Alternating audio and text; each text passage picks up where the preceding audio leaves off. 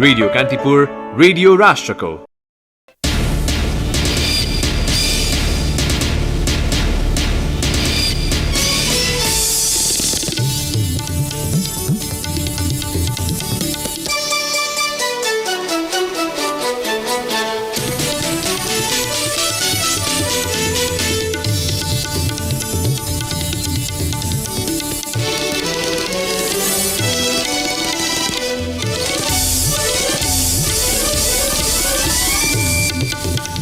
कालापानी लिपुलेक लगायत सम्बन्धमा भारतको असमझदारी अन्त्यका लागि सीमा अनुगमन गर्न राष्ट्रसङ्घलाई बेलायतमा रहेको एक गैर सरकारी संस्थाको आग्रह। गैर अवश्य नेपाली सङ्घले पनि राष्ट्रसङ्घ मुख्यालयमा छुट्टै ध्यानाकर्षण पत्र बुझायो। बाराको निजगढ स्थित विमानस्थलको निर्माण कार्य तत्कालका लागि यथास्थितिमा राख्न सरकारलाई सर्वोच्च अदालतको आदेश। बलात्कार आरोपमा हिरासतमा रहेका सिद्ध बाबा भनिने कृष्णबहादुर गिरीमाथि अनुसन्धानका लागि एक साताको समय थप। सुखा क्षेत्रमा कोसीको पानी लिफ्टिङ गर्ने काममा 3 निर्माण कम्पनीको चरम लापरवाहीले खोटाङमा खानेपानी आयोजना हडपत्र। सम्झौता म्याद सकिने लाग्दा आयोजनाको काम लथालिङ्ग। भारतको हैदराबादमा एक महिला पशु चिकित्सकको बलात्कारपछि हत्याकाण्डका 4 जना आरोपित प्रहरी कारबाहीमा मारिए। अधिकार कर्मीहरूको आपत्ति। र 13औं साको 6औं दिन नेपाललाई आज थप 5 स्वर्ण। पौडीमा गौरीका सिंहलाई दोस्रो स्वर्ण। कुस्तीको पहिलो दिन 4 स्वर्ण भारतलाई। नमस्कार, कान्तिपुर डायरीका साथमा सहकर्मी बासु र म पार्वता। समाचार अब विस्तारमा। बेलायतमा मुख्यालय रहेको एक गैर सरकारी संस्थाले कालापानी लगायत क्षेत्रका बारेमा नेपाल र भारतबीच उत्पन्न सीमा विवाद अनुगमन गर्न संयुक्त राष्ट्रसङ्घ सुरक्षा परिषदलाई आह्वान गरेको छ। गैर सरकारी संस्था ग्लोबल पोलिसी फोरम नेपालले सीमालाई लिएर दुई देशबीच लामो समयदेखि कायम असमझदारीका कारण स्थिति बिग्रन सक्ने भन्दै सो अवस्था आउन नदिन राष्ट्रसङ्घको ध्यानाकर्षण गराएको हो। फोरमले नेपालको भूभाग रहेको लिम्पियादुरा लिपुलेक तथा कालापानी क्षेत्रलाई आफ्नो सीमाभित्र देखाउँदै राजनीतिक नक्सा प्रकाशित गरेर भारतले आक्रामक स्वरूप प्रस्तुत गरेको निष्कर्ष निकालेको छ। फोरमले जारी गरेको विज्ञप्तिमा भनिएको छ ती क्षेत्रहरूको अवस्थिति स्वतन्त्र नेपाल तथा तत्कालीन औपनिवेशिक भारतबीच सन् 1816 मा सम्पन्न सुगौली सन्धिबाट निर्क्युल भइसकेको हो। नेपाल तथा भारतबीच त्यसपछि भएका सन्धिहरूले निर्धारित सीमालाई मान्यता दिँदै आएका छन्। त्यसैले नेपालसँग सम्पर्क नगरिकनै एकपक्षीय रूपमा नक्सा प्रकाशित गर्ने भारत सरकारको काम गैर कानुनी छ र त्यसको कुनै पनि कानुनी हैसियत छैन। ऐतिहासिक प्रमाण तथा अन्तर्राष्ट्रिय कानुनका आधारमा सीमा सम्बन्धी विवाद समाधानका लागि सहयोग गर्न तयार रहेको बताउँदै फोरमका अध्यक्ष तथा बेलायत स्थित लेड्स विश्वविद्यालयका अन्तर्राष्ट्रिय कानुनका प्राध्यापक डाक्टर सुरेश सुवेदीले सम्मान र विश्वासका आधारमा नियमित कूटनीतिक माध्यमबाट समस्या समाधान गर्न दुवै मुलुकलाई आग्रह गर्नुभयो।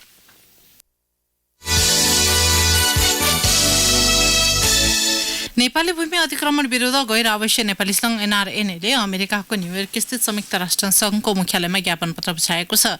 एनआरएनएका उपाध्यक्ष सोनाम लामाको नेतृत्वमा गएको टोलीले संयुक्त राष्ट्र सङ्घका महासचिव एन्टोनियो गुटेरेसको कार्यकारी कार्यालयमा ज्ञापन पत्र बुझाएको हो। भारत सरकारले जारी गरेको राजनैतिक नक्सामा नेपालको कालापानी, लिपुलेक र लिम्पियाधुरा लगायतका क्षेत्रहरू समेत समेटेपछि एनआरएनएले विरोध स्वरूप विभिन्न 83 मुलुकमा रहेका भारतीय दूतावास मार्फत दिल्लीलाई ज्ञापन पत्र बुझाउन र विरोध प्रदर्शन गर्न आफ्ना समन्वय कार्यालयलाई निर्देशन दिएको थियो। सर्वोच्च अदालतले बाराको निर्माणाधीन निजगढ अन्तर्राष्ट्रिय विमानस्थलको निर्माण कार्य तत्कालका लागि यथास्थितिमा राख्न सरकारलाई आदेश दिएको छ। न्यायाधीश टङ्कबहादुर मोक्तानको एकल इजलासले विमानस्थलको काम तत्कालका लागि यथास्थितिमा राख्न आदेश दिएको हो। एकल इजलासले दुवै पक्षलाई छलफलका लागि झिकाउँदै त्यतिन्जेल रुख काट्ने, निर्माण स्थलबाट बुट्यान हटाउने लगायतका कुनै पनि काम अघि नबढाउन भनेको छ। यथास्थितिमा विमानस्थल निर्माण अघि नबढाउन माग गर्दै पूर्व सचिव द्वारिकानाथ ढुङ्गेल, अधिवक्ता कृष्ण प्रसाद भण्डारी र प्रभु बुढाथोकीले रेड दायर गरेका थिए। रेडमा निजगढमा विमानस्थल बनाउँदा 8000 भन्दा बढी रुख काट्नुपर्ने, त्यसको सट्टा अर्को रुख रोप्ने ठाउँ तयार नहुनु, रुख काट्दा जंगली जनावरको वासस्थान हराउने र जैविक विविधता, पानीको स्रोत सुक्ने तथा तराई क्षेत्र मरुभूमिकरण हुने उल्लेख छ। सोही रेडको सुनवाई गर्दै सर्वोच्चले तत्काल निर्माण कार्य अघि नबढाउन आदेश दिएको हो। बलात्कारको आरोप खेपिरहेका सिद्ध बाबा भनिने कृष्णबहादुर गिरीको डीएनए परीक्षणका लागि नमुना सङ्कलन गरी नेपाल प्रहरीको केन्द्रीय विधि विज्ञान प्रयोगशाला काठमाडौँ पठाइएको छ। पीडित महिलाको स्वास्थ्य परीक्षण भने यसअघि नै प्रहरीको केन्द्रीय अनुसन्धान ब्युरो सीआईबीले गरिसकेको छ। अब पीडित महिलाको भेजिनल स्वाबसँग सिद्ध बाबाको डीएनए म्याच भए नभएको निर्क्युल विधि विज्ञान प्रयोगशालाले गर्नेछ। यस्तै अनुसन्धान टोलीले सिद्ध बाबाका सहयोगीसँग बयान लिइसकेको जनाएको छ। प्रतिष्ठानका भान्से सिद्ध बाबाका बडीगार्ड र घटना भएको दिन सिद्ध बाबासँगै रहेका अन्य अनुयायीको पनि बयान लिएको अनुसन्धानमा संलग्न डीएसपी विनोद शर्माले बताउनुभयो। उहाँका अनुसार प्रहरीले अहिले सिद्धबाबा र पीडित महिला बीचको टेलिफोन रेकर्डको अनुसन्धान गरिरहेको छ। अनुसन्धान टोलीमा डीएसपी शर्मा र इन्सपेक्टर सुवेश अधिकारी खटिएका छन्। यसैबीच गिरी विरुद्ध अनुसन्धान गर्न सुनसरी अदालतले जिल्ला प्रहरीलाई एक साताको समय दिएको छ। गत सोमबार 4 दिनको म्याद पाएको सुनसरी प्रहरीले सिद्धबाबालाई आज अदालत उपस्थित गराएको थियो। अदालतबाट 7 दिनको म्याद लिएपछि प्रहरीले सिद्धबाबालाई पुणे विराटनगर स्थित विराट नर्सिङ होममा भर्ना गरेको छ। पीडित महिलाले आफूलाई सिद्धबाबा भनिने कृष्ण बहादुरले गत कार्तिक 4 गते बलात्कार गरेको भन्दै मङ्सिर 13 गते सुनसरी प्रहरीमा जाहेरी दिएकी थिइन्। आफू विरुद्ध प्रहरीमा उजुरी परेको जानकारी पाए लगतै बिरामी भएको बहाना बनाउँदै सिद्धबाबा सोही दिन अस्पताल पुगेका थिए। सिद्धबाबालाई भने प्रहरीले गत सोमबार मात्रै अस्पतालबाट पक्राउ गरी पहिलो पटक अदालतमा पेश गरेको थियो। सुनसरीको बडाहा क्षेत्र चतरा स्थित जगतगुरु श्री रामानन्दाचार्य सेवापीठ सञ्चालन गरिरहेका सिद्धबाबा विरुद्ध यसअघि पनि 2 बालिकामाथि बलात्कार गरेको अभियोग लागेको थियो। यस्तै सिद्धबाबासँग जन्म मिति नै फरक भएका 2वटा नागरिकता पनि छन्। सुनसरी मोरङ सिँचाइ आयोजनाको बडा क्षेत्र स्थित चतराको जग्गा कब्जा गरेर सिद्धबाबाले 8 करोड रुपैयाँको लागतमा 128 कोठे वातानुकूलित आश्रम निर्माण गरेका छन्। सो आश्रमको राष्ट्रपति विद्यादेवी भण्डारीले उद्घाटन गर्नुभएको थियो।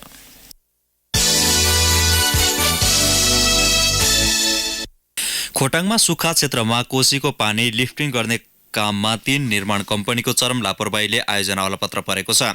बृहत अलिसी सुक्खा क्षेत्र लिफ्टिङ आयोजनामा गुणस्तरहीन काम र ठेकेदारको ढिलाइले सम्झौता म्याद सकिनै लाग्दा आयोजनाको काम लथालिङ्ग बनेको हो। खोटाङबाट सहकर्मी उत्तम चौलागाईको रिपोर्ट।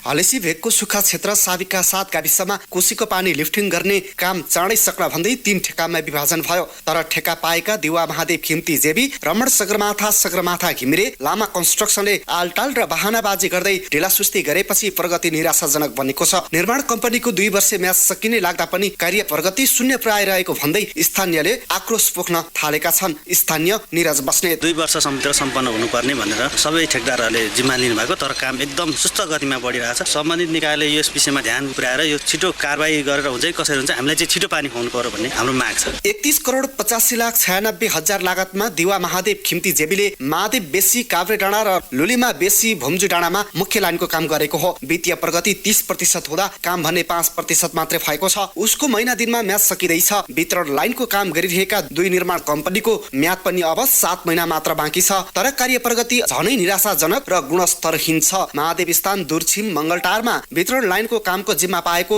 रमण सगरमाथा घिमिरे सबैभन्दा सुस्त गतिमा छ। 26 करोड 75 लाख 51 हजारमा ठेक्का पाएको घिमिरेले 25% वित्तीय प्रगति गर्दा काम भने 2% छ। निर्माण कम्पनीका साइट इन्चार्ज रामभक्त मास्केले भने अझै योजनाको अध्ययन जारी रहेको भन्दै गैर जिम्मेवार जवाफ दिएका छन्। म चाहिँ नयाँ परे भने म यो भित्र अहिले अध्ययन गर्दैछु। मैले फाइनल स्टेजमा छ अध्ययनको पनि। त्यसपछि एक्सपोज हुने बेला चाहिँ आउँदैछ। डिजाइन एस्टिमेट सबै कुराहरू हेर्नुपर्छ। विगतको कामहरू पनि हेर्नुपर्छ हामीले। अब यहाँ त जोइन्ट सर्वे भएको रहन्छ, जोइन्ट सर्वे पनि मैले गर्नु पर्यो। लामा कन्स्ट्रक्सनले बाहुनी डाँडा डिक्वा बडहरे च्यासमिटारमा गरेको वितरण लाइनको काम पनि उस्तै निराशाजनक छ। 37 करोड 93 लाख 57 हजारमा ठेक्का पाएको उसको वित्तीय प्रगति 30% हुँदा कामको प्रगति 10% मात्रै छ। काममा ढिलासुस्ती भएपछि विभिन्न कामको प्रगति विवरण माग्दा पनि हालसम्म नदिएकोले अब तत्काल कारबाही अगाडि बढाइने संघीय खानेपानी तथा ढल व्यवस्थापन आयोजनाका साइट इन्चार्ज माधवेन्द्र चौधरीले बताउनु भयो। ठेक्का नम्बर 1 को चाहिँ म्याद 1 महिना मात्र बाँकी रहेको, ठेक्का नम्बर 2 र 3 को चाहिँ हजुरको 6-7 महिना बाँकी रहेको अवस्थामा उहाँहरूसँग चाहिँ तपाईको सम्झौता अवधिमा काम सकिन्छ कि सकिँदैन भनेर वर्क सेड्युल हामीले विगत 3-4 महिनादेखि मागेको अवस्था र हालसम्म नदिएकोले सो सम्बन्धमा कारबाही पनि गर्छु भनेर विगतमै चिठी काटिसकेको अवस्था छ। यो कामहरू सक्नको लागि उहाँहरू तदारुकताको साथ लाग्नु भएन भने स्पेसिफिक अनुसार काम नगरेको पाइएमा कानुन बमोजिम कारबाही हुन्छ भन्ने कुरोमा म चाहिँ अफिसको तर्फबाट यही भन्न चाहन्छु। सरकारले 2071 सालमा सुक्खा क्षेत्र घोषणा गरेर 2074 सालबाट काम सुरु गरे पनि पानी आउने आशामा बसेका हलेसी भेगका सर्वसाधारण ठेकेदारको हरकतका कारण कष्ट झेलिरहेका छन्। ठेकेदारले ठेक्का पार्ने पैसा लिने काम नगर्ने प्रवृत्ति मौलाउँदै जाँदा पानी नपाएर काकाकुल भएका सर्वसाधारण झनै पिल्सिएका छन्। यस्ता निर्माण कम्पनीलाई बेलैमा कारबाही गरी सर्वसाधारणको समस्या समाधान गर्न सरकारले थप तत्परता देखाउन आवश्यक भइसकेको छ। रेडियो कान्तिपुरका लागि उत्तम चौलागाई, खोटाङ। कान्तिपुर डायरीमा अब ब्रेकको पालो। गान्धी डायरीमा अब बाँकी प्रसङ्ग। संघीय सरकारको 7वटै प्रदेशमा विश्वविद्यालय सञ्चालन गर्ने सरकारको नीति अन्तर्गत प्रदेश 1मा प्राविधिक विश्वविद्यालय स्थापना गरिएको छ। मनमोहन प्राविधिक विश्वविद्यालय सञ्चालनका लागि मोरङको बुढीगङ्गा गाउँपालिकामा सञ्चालित मनमोहन पोलिटेक्निकले आफ्नो 2 अर्ब 1 करोड 26 लाख 64 हजार मूल्य बराबरको सम्पत्ति तथा दायित्व हस्तान्तरण गरेको हो। मनमोहन स्मृति प्रतिष्ठान एवं पोलिटेक्निक सञ्चालक समितिका अध्यक्ष समेत रहेका उपप्रधान तथा रक्षा मन्त्री ईश्वर पोखरेलले प्रदेश 1का सामाजिक विकास मन्त्री तथा विश्वविद्यालयका सहकुलपति जीवन घिमिरेलाई सम्पत्ति तथा दायित्व हस्तान्तरण गर्नुभएको हो। बुढीगङ्गा गाउँपालिका स्थित पोलिटेक्निकको नाममा रहेको 1 अर्ब बढीको जमिन तथा करोडौं मूल्य बराबरका भवन, मेसिन, उपकरण तथा कार्यालय सामग्री हस्तान्तरण गरिएको छ। पोलिटेक्निकमा कार्यरत 103 जना शिक्षक तथा कर्मचारी पनि प्राविधिक विश्वविद्यालयमा स्थानान्तरण भएका छन्। पूर्व प्रधानमन्त्री मनमोहन अधिकारीको स्मृतिमा 2056 साल साउन 5 गते दर्ता भएको मनमोहन स्मृति प्रतिष्ठानले 2060 वैशाख 2 गते मनमोहन स्मृति पोलिटेक्निक दर्ता गराएर 2065 सालमा सिटिभिटीबाट मान्यता प्राप्त गरी प्राविधिक शिक्षा सञ्चालन गर्दै आएको थियो। सरकारले 70% प्राविधिक शिक्षा र 30% मात्रै सामान्य शिक्षा प्रदान गर्ने नीति अख्तियार गरेको हो। मापदण्ड विपरीत मेडिकल कलेजले लिएको शुल्क फिर्ताको माग गर्दै आन्दोलनमा रहेका विद्यार्थीलाई त्रिभुवन विश्वविद्यालय चिकित्सा शास्त्र अध्ययन संस्थान आइओएमले परीक्षाका लागि मौका दिने भएको छ। जारी परीक्षा समेत बहिष्कार गर्दै आन्दोलनमा रहेका उनीहरूलाई आइओएमले 6 महिनापछि पूरक परीक्षाको मौका दिने भएको हो।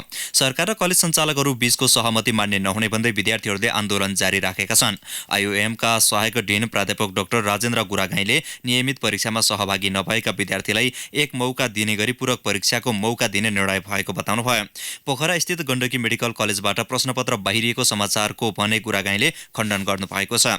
एमबीबीएस प्रथम वर्षको परीक्षामा जानकी र किस्ट बाहेक अन्य मेडिकल कलेजका विद्यार्थीले परीक्षा बहिष्कार गरेर प्रश्नपत्र समेत जलाएका थिए। पाँचथर ताप्लेजुङलाई जोड्ने काबेली खोलादेखि लिम्बुनी पुल, पिनासी र नक्कले घाट हुँदै माझीटारसम्मको 25 किलोमिटर दूरीमा व्यावसायिक जलयात्रा सुरु भएको छ। पाँचथर स्थित Tamor valley travels tour and trekking प्रणालीले र्याफ्टिङ सञ्चालन गर्न थालेको हो। थप विवरणसहित पाँचथर सहकर्मी लक्ष्मी गौतम। गत वर्ष पाँचथरको पिनासी घाटबाट माझीटारसम्म 12 किलोमिटर क्षेत्रमा जलयात्राका लागि अनुमति लिएर काम थालेको तमोर भ्यालीले यो वर्ष सेवा विस्तार गर्दै काबेलीदेखि माझीटारसम्मको जलयात्रा गराउन सुरु गरेको हो। जलयात्राका लागि नयाँ गन्तव्यका रूपमा लिएको यो क्षेत्रमा मङ्सिर पहिलो साता 10 जनाको टोलीले सफलतापूर्वक यात्रा पूरा गरेको थियो। त्यसपछि व्यावसायिक रूपमा जलयात्रा सुरु गराउन थालिएको Tamor valley travel tour and trekking प्रणालीका सञ्चालक दिपेन्द्र तुम्बापोले जानकारी दिनुभयो। तमोर नदीमा चाहिँ हामी रिभर र्याफ्टिङ गर्छौँ र हामी चाहिँ पाँचथर र ताप्लेजुङको सिमानामा रहेको काबेली नदीबाट हामी सुरु गरेर पाँचथरको फिदिम नगरपालिकामा रहेको माझीटारमा आएर हामी टुङ्ग्याउँछौँ। 4 देखि 5 घण्टासम्ममा हामी यहाँ आउन सक्छौँ। र्याफ्टिङका लागि सदरमुकाम फिदिम स्थित Tamor valley guest हाउसलाई mid point मानिएको छ। 8 जनाको समूह बनाएर तमोर भ्याली गेस्ट हाउसदेखि हिलिहाङ गाउँपालिका काबेली नदीसम्म लगेर र्याफ्टिङ सुरुवात गराइन्छ। 25 किलोमिटरको र्याफ्टिङका लागि प्रति व्यक्ति 3500 रुपैयाँ तोकिएको छ। 2 वर्ष अघि प्रक्रिया सुरु गरी पर्यटन तथा नागरिक उड्डयन मन्त्रालयबाट स्वीकृति लिएको तमोर भ्यालीले 22 लाख रुपैयाँ लगानी गरी 12 फुट लम्बाइका 2वटा बोट खरिद गरेको छ। काबेलीदेखि माझीटारसम्मको यो जलयात्रा निकै रोचक हुने गरेको जलयात्रीहरू बताउँछन्। जलयात्री फेब्रिक तुम्बापो 3 चोटि भयो र्याफ्टिङ गरेको र आजको हाम्रो र्याफ्टिङ स्टार्ट चाहिँ काबेलीबाट पाँचथर फिदिमको माझीटारसम्म थियो। काबेलीबाट सुरु भएको जलयात्रा लिम्बुनी पुल, पिनासी घाट, नक्कले घाट, सिटौला पुल र सिमाली घाट हुँदै माझीटार पुगेर टुङ्ग्याइन्छ। 25 किलोमिटरको जलयात्रा गर्न 3.5 घण्टा लाग्ने गरेको छ। नेपाल र्याफ्टिङ एसोसिएसनका पूर्व अध्यक्ष गोपाल खरेलका अनुसार तमोर नदीमा ताप्लेजुङको दोभानदेखि सुनसरीको चतरासम्म सन् 1997 मा सर्वे गरिएको थियो। तमोर नदीमा कहिलेकाहीँ विदेशी पर्यटकले जलयात्रा गर्दै आए पनि व्यावसायिक रूपमा सञ्चालनमा ल्याइएको भने यो पहिलो पटक हो। अहिलेलाई 2वटा बोटबाट सुरु गरिएको जलयात्रा केही समयपछि संख्या थप गर्ने तयारी भइरहेको पनि सञ्चालक तुम्बापोको भनाइ छ। रेडियो कान्तिपुरका लागि लक्ष्मी गौतम, फिदिम, पाँचथर।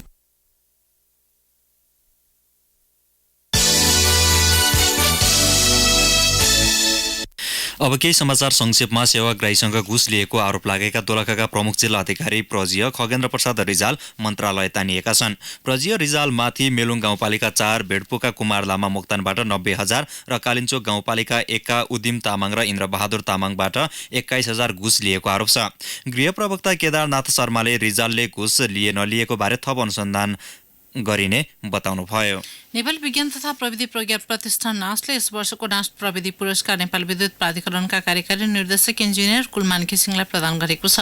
विद्युत आपूर्ति तथा मागको वैज्ञानिक तथा प्राविधिक व्यवस्थापन गरी देशलाई लोड सेडिङ मुक्त बनाउन योगदान पुर्याए बापत कार्यकारी निर्देशक घिसिङलाई नास्ट प्रविधि पुरस्कार प्रदान गरिएको हो। पुरस्कारको राशि 1 लाख रुपैयाँ छ। खोटाङको अलेसी तुवाचुङमा को 2H8346 नम्बरको अटो दुर्घटना हुँदा चालक दिक्तेलका टङ्क खत्रीको मृत्यु भएको छ। छुट्टै साइकल लेनको माग गर्दै अभियान कर्मीहरूले चितवनमा आज र्याली निकालेका छन्। कुनै समय साइकल बढी चल्ने जिल्लाका रूपमा परिचित चितवनमा पछिल्लो समय हराउँदै गएको भन्दै उनीहरूले फरक लेन माग गरेका हुन्। उनीहरूले भरतपुर महानगरपालिकालाई ज्ञापन पत्र समेत बुझाएका छन्।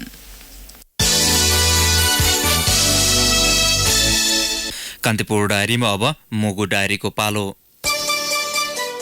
मुगु डायरीबाट राजा साईको नमस्कार। कर्णाली प्रदेश उत्कृष्ट पर्यटकीय गन्तव्य रारामा बिहिबारदेखि 4G सेवा सञ्चालन गरिएको छ। नेपालभरमा वर्ष 2020 लाई लक्षित गरी नेपाल टेलिकमले द्रुत गतिको इन्टरनेट सेवा 4G सञ्चालनमा ल्याएको हो। राराको हुटुमा 4G टावर जडान गरी 1800 मेगाहर्जमा 4G सेवा सुरु गरिएको नेपाल टेलिकमका सहायक कार्यालय प्रमुख गणेश डीसीले जानकारी गराउनुभयो। 4G सेवा विस्तार गर्दा रारा घुम्न आउने आन्तरिक तथा बाह्य पर्यटक निकुञ्ज कर्मचारी नेपाली सेनालाई इन्टरनेट चलाउन निकै सहज हुने भएको छ। जिल्लाको 4वटा स्थानीय तह मध्ये मुगम कार्बन गाउँपालिकाको पुलमा रहेको आवासीय विद्यालयमा पूर्वाधार अभावले पढाइमा समस्या देखिएको छ। कक्षा कोठा, आवास गृह, टेबल कुर्सी, शौचालय, खानेपानी, विद्युत लगायत समस्याले गर्दा शिक्षकलाई पढाउन र विद्यार्थीलाई पढ्न मुस्किल भएको हो। भौतिक संरचना निर्माण नहुँदा अर्काको स्कुलमा आवासीय विद्यालय सञ्चालन गरेर पठन पाठन गर्नु परेको आवासीय विद्यालयका प्रधानाध्यापक कुशल बहादुर साईले बताउनुभयो। पहिलो वर्षमै करिब 120 जना विद्यार्थी भर्ना गरी आवासीय विद्यालय सञ्चालन गरिएको उहाँको भनाइ छ। जिल्लाका 4वटा स्थानीय तहमा न्यायिक समिति अस्तव्यस्त देखिएको छ। सोरु गाउँपालिका, खतेड गाउँपालिका, मुगम कार्बन गाउँपालिका र छाना रारा गाउँपालिकामा निर्वाचित उपप्रमुखको कानुन सल्लाहकार नहुँदा न्यायिक समिति अन्यलमा परेको हो। सीमा विवाद, जग्गा सम्बन्धी झैझगडा, चोरी डकैती, लेनदेन, महिला हिंसा जस्ता झगडाको मुद्दाको किनारा लगाउने जिम्मा न्यायिक समितिको भए पनि उपप्रमुखसँग कानुनी सल्लाहकार नहुँदा समस्या उत्पन्न भएको छ। कानुन सल्लाहकार नहुँदा आफूले प्राप्त गरेको अधिकार राम्रोसित प्रयोग गर्न नसकेको छाना रारा नगरपालिकाकी उपप्रमुख सन्तला रोकाले बताउनुभयो। मुगु सीमा प्रहरी चौकीमा ताला लगाएर प्रहरी जवानहरू जिल्लातिर झरेका छन्। अत्याधिक जाडो बढेर बस्न नसकिने अवस्था आएपछि चौकीमा ताला लगाएर सुरक्षाकर्मी जिल्ला फर्किएका हुन्। जाडो बढेपछि 4 महिनाको लागि सुरक्षाकर्मीलाई जिल्लातर्फ सारिएको जिल्ला प्रहरी कार्यालयका सूचना अधिकारी लालबहादुर ऐरीले बताउनुभयो। जाडो कटाउन मुगु गाउँका स्थानीय पनि बेसी झरेपछि मुगु गाउँ सुनसान भएको छ। हवस् त मुगु डायरी आजलाई यति नै। राजा साईले बिदा दिनुहोस्। नमस्कार।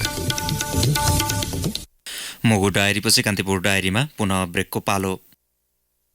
कान्तिपुर डायरीमा अब आर्थिक प्रसङ्ग। ऊर्जा जलस्रोत तथा सिँचाइ मन्त्री वर्षमान पुण्य बुढी गण्डकी परियोजनाको मुआब्जा स्थानीय र जनप्रतिनिधिसँग छलफल गरेर निर्धारण गरेको दावी गर्नु भएको छ।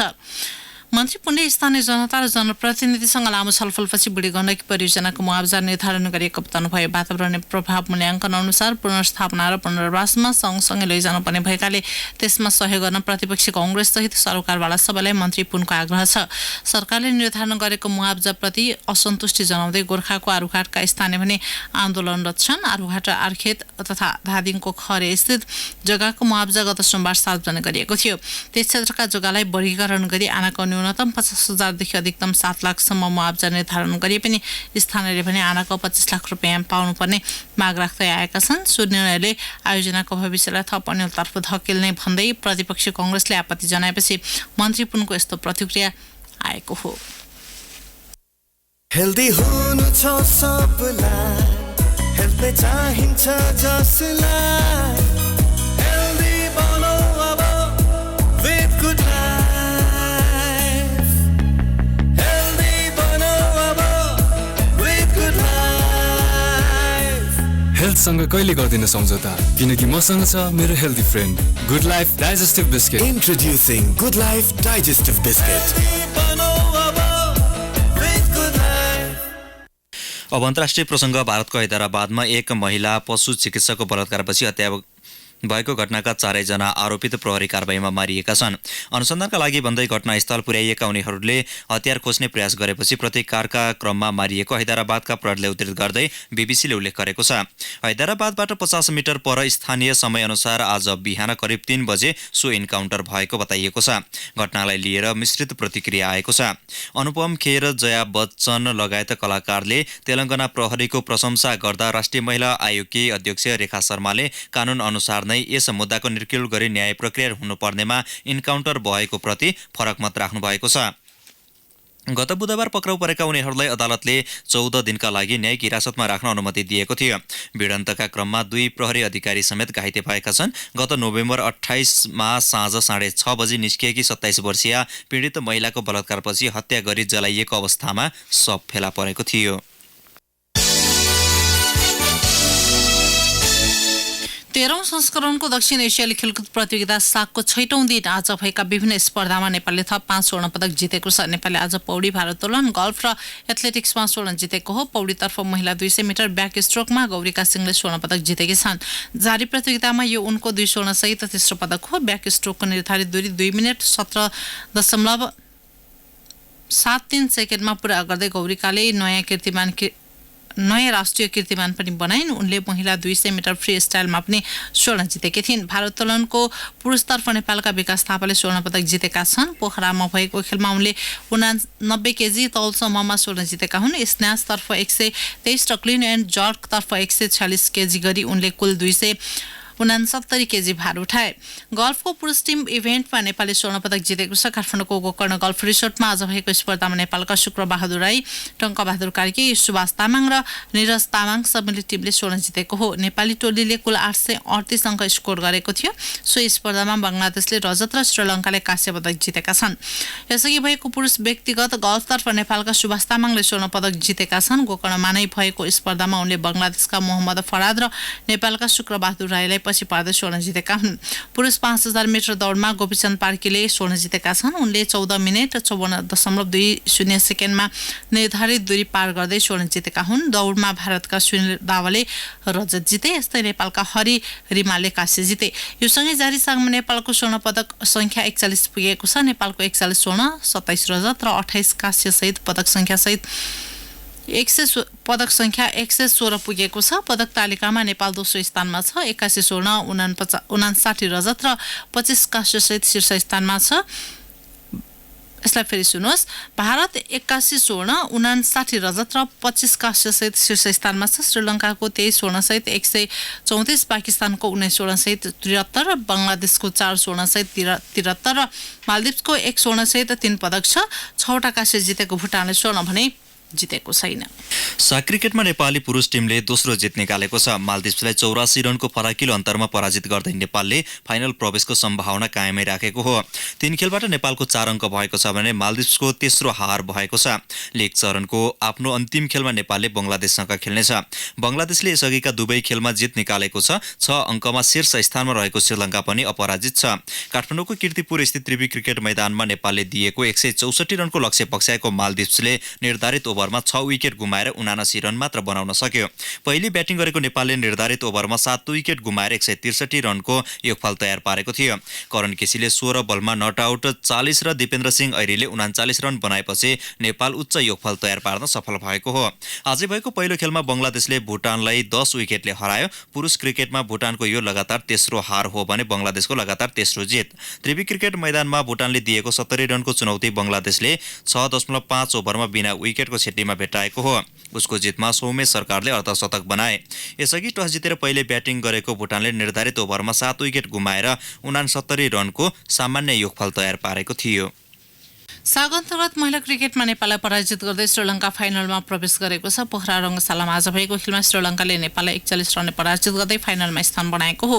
स्वर्णका लागि अब बङ्गलादेश र श्रीलङ्का भिड्नेछन्। नेपालले काँस्यका लागि भोलि मालदिप्ससँग प्रतिस्पर्धा गर्नेछ। टस जितेर ब्याटिङ गरेको श्रीलङ्काले निर्धारित 20 ओभरमा 7 विकेट गुमाउँदै 118 रन बनाएको थियो। 119 रनको लक्ष्य पछ्याएर ब्याटिङमा उत्रेको नेपाली टिमले 20 ओभरमा 9 विकेट गुमाउँदै मात्रै 77 रन जोड्यो। जनकपुरमा सुरु कुस्तीमा आज पहिलो दिन 4 स्वर्णको छिनोफानो भएको छ। महिलातर्फ 50 र 52 केजी तौल समूह र पुरुषतर्फको 57 र 65 केजी तौल समूहमा 4 स्वर्ण भारतले जितेको छ। महिलातर्फ नेपालबाट मनिषा सिंह र सिमाङ्गी दुबे प्रतिस्पर्धामा थिए भने पुरुषतर्फ नरेश यादव र सरोज यादव सहभागी थिए। नेपालले एउटा रजत र 3 कांस्य पदक जितेको छ। कुस्तीमा 20 स्वर्णका लागि 5 देशका खेलाडी सहभागी छन्। हवस् त यिनै प्रसङ्गसँगै कान्तिपुर डायरीका आजका सम्पूर्ण बुलेटिन यही सकिन्छन्। भोलि बिहान 6:30 बजे हाम्रो नियमित बुलेटिन हुने नै छ। अहिलेलाई सहकर्मी बासु र म पार्वता आज्ञा माग्छौँ। नमस्कार। सूचना र मनोरञ्जनको संवाहक रेडियो राष्ट्रको रेडियो कान्तिपुर।